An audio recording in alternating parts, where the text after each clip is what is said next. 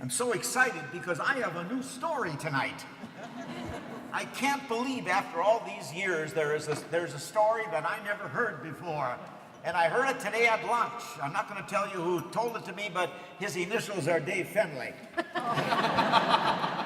You all want to know what really happened the morning of Holy Thursday? Jesus told a couple of the disciples to go to the upper room restaurant and make reservations for 26. So that evening when they got there, they talked to the concierge, and the concierge looked over the group and said, "Why did you make the reservations for 26? There's only 13 of you." Jesus said, "Well, for the picture, we all have to sit on one side of the table." It's a good story. Tonight, I'd like to relatively quickly do two things. I'd like to, first of all, re-explain some of the theology that we Catholics believe regarding the Eucharist. And then the second part will be an application of why we go to communion. So again, and many of you already know this, but I don't mind repeating it because I run into a lot of priests that don't understand what the Catholic teaching of the Eucharist really is. We believe that when we bring the bread and wine to the altar and the priest prays over it the words of the Last Supper, that it becomes the body, blood, soul, and divinity of Jesus as Lord and Christ. Got that? And it stays that presence of God until it no longer has the form of bread and wine. That's our fundamental belief. We do not believe it is a sign of God's presence. We believe it is the very presence of God. John's Gospel, chapter 6, Jesus said, "Unless you eat the flesh of the Son of Man and drink his blood, you cannot have life in you." And he says, my food is real flesh and my drink is real blood. Now the problem is we don't have enough English words, because when Jesus says flesh, he's not talking physical. It's not like a piece of hamburger. It's another dimension. The only thing I can come up with is sacramental, but again, we don't have the words to fully explain that mystery. So again, it remains the body and blood of Christ, the very presence of God, until it's no longer under the form of bread and wine. So, when you receive communion, you have that we all have that presence of God within us, and the nutritionists tell us it takes about 15 minutes for our bodies to digest that. It's an interesting thought, because probably within 15 minutes, you're trying to get out of the parking lot. Think about how we act, even with that presence of God within us. And that's the reason we Catholics don't use the little glasses for individual consumption of the precious blood is because after we drink that little cup, what's left in the bottom? It's still a drop, and we believe that's the blood of Christ.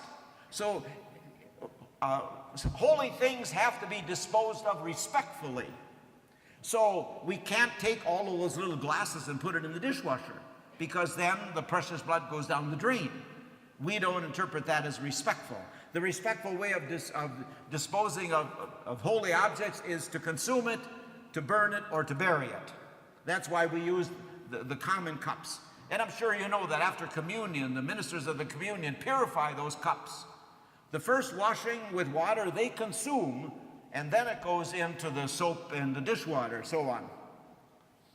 And think about the ramifications of our belief. That's why the hosts that are left, consecrated hosts that are left, we put in the reservation chapel, because we believe they stay the body and blood of Christ.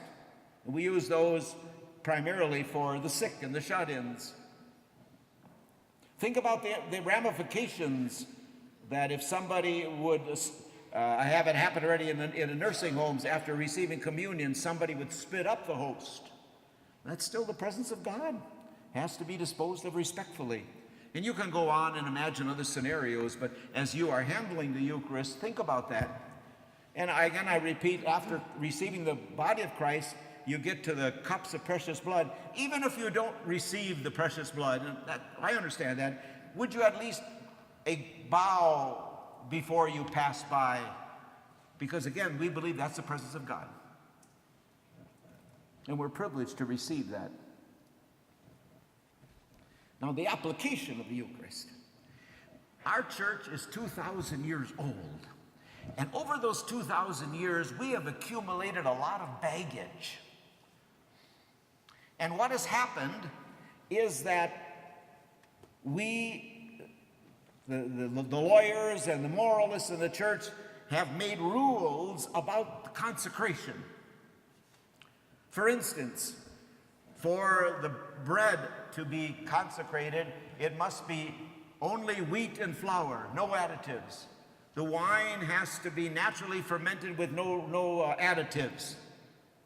The priest has to pray the words correctly. And we've zeroed in on the right way that the Eucharist is celebrated. But what we have missed, I think, from my opinion, is the application. Our goal as disciples of Jesus is not just to go to communion. Because some people that I've run into over my years, that's their main concern. They will run from church to go to communion as many times every day as possible. And they think that the multiplication of reception is going to get them a greater entrance into heaven. I don't think when we get to the pearly gates, Jesus is going to ask, how many times to go to communion?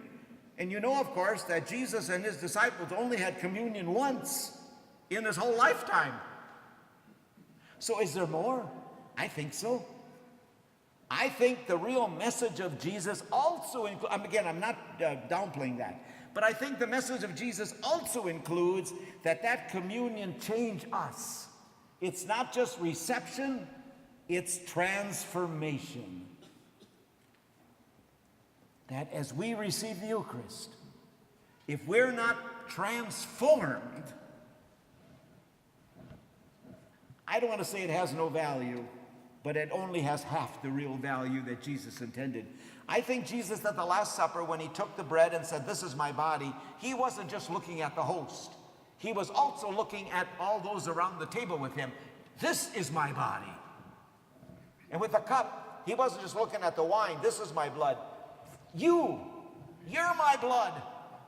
And unless our reception changes us into the body and blood of Christ, I often wonder if the consecration really happens. I'm not debating any of this, but I just think there's so much more than just what we do here. We receive the Eucharist, but then it has to transform us. I just recently read that God does not care about all of the sacrifices we make and all of the things that we give up and so on, unless our sacrifices change us into agents of greater charity. That's what we're celebrating. Not just what we receive, but the challenge of Jesus to become the body and blood of Christ all week long, every day. Our values and our thoughts and our words and our attitudes and our concerns, when they become that of Christ, that's when Eucharist really happens.